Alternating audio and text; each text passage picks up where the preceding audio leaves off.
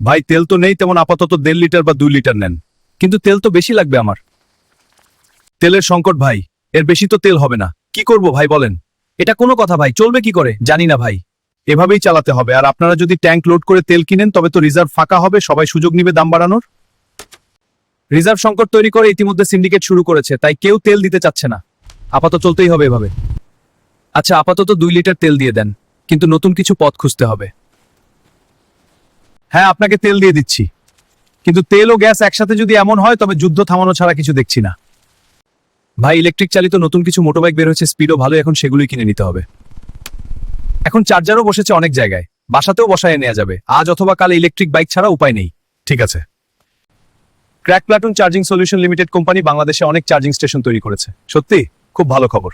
আশা করা যায় সামনে গাড়িগুলো অনেক কম দামে বাংলাদেশে পাওয়া যাবে। এগুলো অনেক দ্রুত গতি এবং খরচ অনেক কম। চাহিদা আছে বলেই স্টেশন তৈরি করেছে। তেলের গ্যাসের এমন ভেজাল হইলে ইলেকট্রিক গাড়ি বেড়ে যাবে খুব শীঘ্রই।